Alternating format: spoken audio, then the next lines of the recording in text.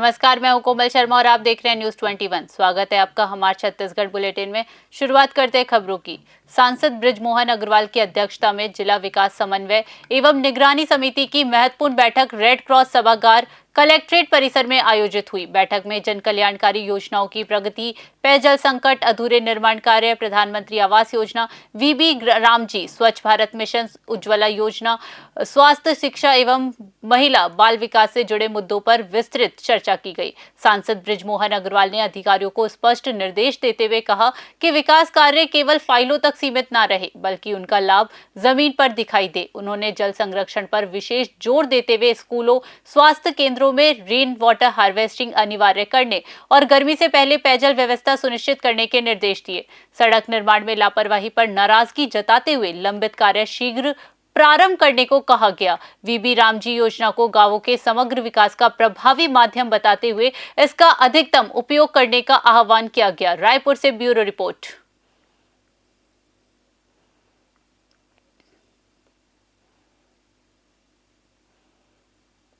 Subhash stadium में आयोजित कार्यक्रम के दौरान मुख्यमंत्री ने पर लकोट क्षेत्र के विकास हेतु कई महत्वपूर्ण घोषणाएं की। इनमें नए शिक्षा सत्र से बंग समाज के 135 ग्रामों की प्राथमिक शालाओं में बंगला भाषा में शिक्षा शुरू करने, संबलपुर में पंखाजूर तक सड़क निर्माण, गौरव पथ सीसी सड़क, कन्याशाला में बाउंड्री वॉल, फायर ब्रिगेड सेवा और सिविल अस्पताल में धन्वंतरी जेनेरिक मेडिकल स्टोर की स्थापना शामिल है। मुख्यमंत्री श्री विष्णुदेव साय ने कहा कि बस्तर अंचल का चहुमुखी विकास सरकार की सर्वोच्च प्राथमिकता है। उन्होंने कहा कि प्रदेश नक्सलवाद की समाप्ति की ओर बढ़ रहा है और इसके बाद बस्तर क्षेत्र में विकास की गति और तेज होगी। मुख्यमंत्री श्री साय कांकेर जिले के पंखाजूर में आयोजित कार्यक्रम में 284 करोड़ रुपए के विकास कार्यों के लोकार्पण एवं शिलान्यास अवसर पर बोल रहे थे। मुख्यमंत्री ने मकर संक्रांति की शुभकामनाएं देते हुए कहा कि राज्य सरकार पारदर्शिता और स्वच्छ प्रशासन के साथ विकास कार्यों को आगे बढ़ा रही है। उन्होंने प्रधानमंत्री आवास योजना, महतारी वंदन योजना, किसान समर्थक मूल्य और आदिवासी क्षेत्रों की योजनाओं की भी जानकारी दी। कांकेर से ब्यूरो रिपोर्ट।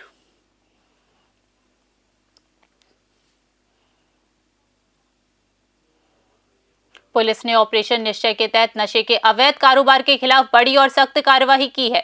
पुलिस के प्रभावी पैरवी के चलते एनडीपीएस एक्ट के तहत एक प्रकरण में 6 दोषियों को 10-10 वर्ष के सश्रम कारावास और 1-1 लाख रुपए के जुर्माने की सजा सुनाई गई। ये मामला थाना सिटी कोतवाली क्षेत्र के कालीबाड़ी चौक से जुड़े 2 किलो गांजा प्रकरण का है। इसी क्रम में थाना डीडी नगर पुलिस ने 3 किलो 500 ग्राम गांजा के साथ दुर्ग जिले के 2 युवकों को गिरफ्तार किया, जिसकी अनुमानित कीमत लगभग 1.75 लाख रुपए बताई गई है। वहीं थाना अमान का पुलिस ने टाटीबंद क्षेत्र से 25.27 ग्राम हीरोइन के साथ 2 आरोपियों को रंगे हाथों पकड़ा। आरोपियों के कब्जे से हीरोइन, मोटरसाइकिल सहित करीब 2.67 लाख रुपए का मशरूका जब्त किया गया। इन कार्यवाहियों से स्पष्ट है कि रायपुर पुलिस नशे के कारोबार को जड़ से खत्म करने के लिए पूरी सख्ती और प्रतिबद्धता के साथ कार्य कर रही है। रायपुर से ब्यूरो रिपोर्ट।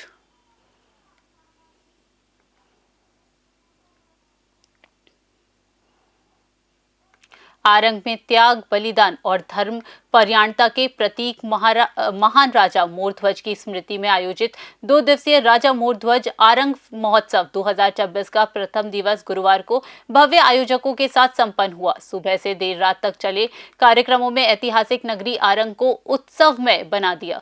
प्रसिद्ध रेत कलाकार हेमचंद साहू द्वारा राजा मोरध्वज की त्याग गाथा पर आधारित आकर्षक रेत कलाकृति बनाई गई। दोपहर में बाबा बागेश्वरनाथ एवं वेद माता गायत्री की भव्य शोभा यात्रा निकाली गई, जिसका नगरवासियों ने पुष्प वर्षा कर स्वागत किया। शाम को बाबा बागेश्वरनाथ की पूजा अर्चना के साथ महोत्सव का औपचारिक शुभारंभ हुआ। सांस्कृतिक कार्यक्रमों में सुवा एवं पंथी नृत्य दलों की प्रस्तुतियों ने दर्शकों को मंत्रमुग्ध कर दिया। इतिहास सत्र में विद्वानों ने राजा मोरध्वज के त्याग और ऐतिहासिक महत्व पर प्रकाश डाला। कैबिनेट मंत्री गुरु खुशवंत साहिब ने कहा कि ये महोत्सव आरंग की सांस्कृतिक पहचान और गौरव को नई पीढ़ी तक पहुंचने का सशक्त प्रयास है। आरंग से ब्यूरो रिपोर्ट।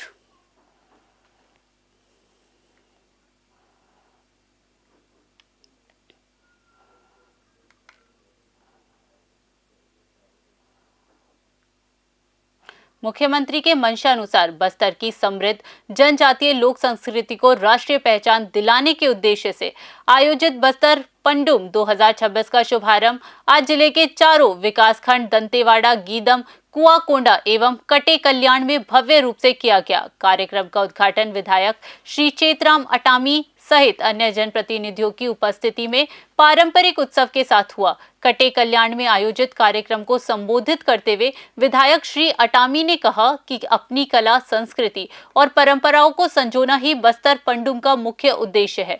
उन्होंने कहा कि सांस्कृतिक पहचान से ही समाज मजबूत होता है और ऐसे आयोजन नई पीढ़ी को अपनी जड़ों से जोड़ते हैं। जिला पंचायत अध्यक्ष श्री नंदलाल मुडामी ने कहा कि बस्तर पंडुम स्थानीय कलाकारों को मंच देने के साथ सामाजिक एकता और पर्यटन को भी बढ़ावा देता है। कार्यक्रम में पारंपरिक नृत्य, वाद्य यंत्र और जनजातीय संस्कृति की रंगीन झलक देखने को मिली। बड़ी संख्या में ग्रामीण कलाकार और युवा उत्साहपूर्वक शामिल हुए। दंतेवाड़ा से ब्यूरो रिपोर्ट।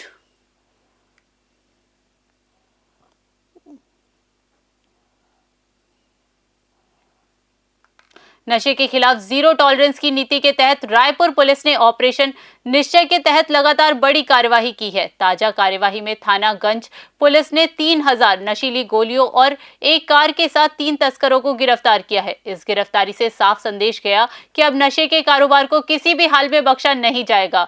पुलिस ने बताया कि इससे पहले भी एनडीपीएस एक्ट के तहत गांजा और हीरोइन तस्करी के कई मामलों में बड़ी जब्तियां की गई हैं और दोषियों को लंबी सजा दिलाई गई है। रायपुर पुलिस का स्पष्ट संदेश है कि नशे का कारोबार छोड़ दे वरना जेल तय है। पुलिस ने आम नागरिकों से अपील की है कि यदि किसी को नशे से जुड़ी कोई भी जानकारी हो तो तुरंत पुलिस को सूचित करे। सूचना देने वाले की पहचान पूरी तरह गोपनीय रखी जाएगी। रायपुर पुलिस का कहना है कि नशे के खिलाफ ये अभियान लगातार जारी रहेगा और दोषियों के खिलाफ सख्ती से कार्यवाही की जाएगी। रायपुर से ब्यूरो रिपोर्ट।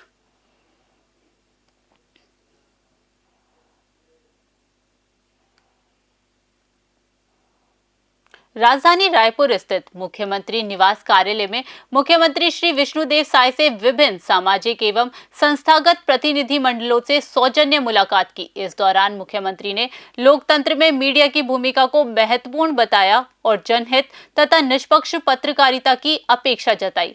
मुख्यमंत्री ने रायपुर प्रेस क्लब के नवनिर्वाचित पदाधिकारियों को उनकी चुनावी सफलता पर बधाई दी। वहीं पूर्व राज्यपाल श्री रमेश बैस ने मुख्यमंत्री को 1 फरवरी को आयोजित सिद्धि शक्ति महा आशीर्वाद कार्यक्रम में शामिल होने का आमंत्रण दिया। इसके अलावा जिला साहू संघ खैरागढ़ खुई खदान गडई के प्रतिनिधि मंडल ने मां कर्मा मंदिर निर्माण के भूमि पूजन समारोह में शामिल होने का निमंत्रण दिया। इस पर मुख्यमंत्री ने सामाजिक और सांस्कृतिक आयोजनों की भूमिका की सराहना की। मुलाकात के दौरान मुख्यमंत्री ने सभी प्रतिनिधि मंडलों का आभार व्यक्त करते हुए कहा कि समाज और संस्कृति को मजबूत बनाने में ऐसे कार्यक्रमों का महत्व अत्यंत है। रायपुर से ब्यूरो रिपोर्ट।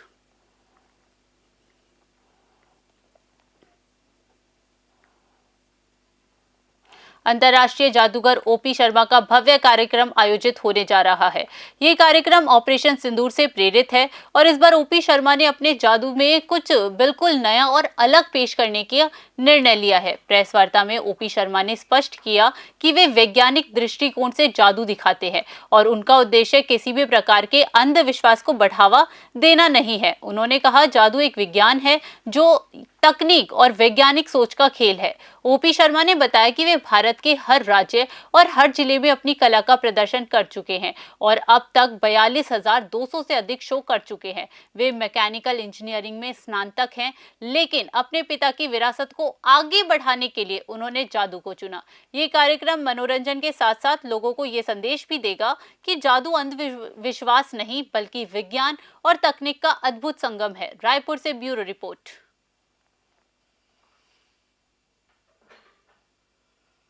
आज ये प्यारे से शहर 5वीं बार अपना ये अंतर्राष्ट्रीय स्तर का शो ये प्रस्तुत हुए हैं। 11 जनवरी से रंग मंदिर दोबारा ये शो शुरू हो चुका है और इस बार बहुत सारे नए प्रदर्शन लेकर आए हैं, जिसमें थ्रिल ऑफ डेथ, लिस्मी चेहरा, माइंड मैजिक और बहुत सारे रोमांचकारी प्रदर्शन, ग्रेट फ्यूजन ऑफ इंडिया। रोजाना शो सोमवार से शुक्रवार 4 बजे 7 बजे और शनिवार रविवार के दिन 3 शो है, 1 बजे, 4 बजे, 7 बजे। और दर्शकों के लिए एडवांस बुकिंग की सुविधा सुबह 11 बजे से वहाँ मंदिर पर है। और ऑनलाइन टिकट आप magicianopsharma.com पर जाके वहाँ से ऑनलाइन टिकट बुक करा सकते हैं। इसके अलावा ऑफलाइन शो और डिस्ट्रिक्ट पर भी हमारी टिकटें उपलब्ध हैं। आप ये प्यारे छत्तीसगढ़ बुलेटिन में फिलहाल के लिए इतना ही। देश दुनिया की बड़ी खबरों के लिए बने रहिए न्यूज़ 21 पे। नमस्कार।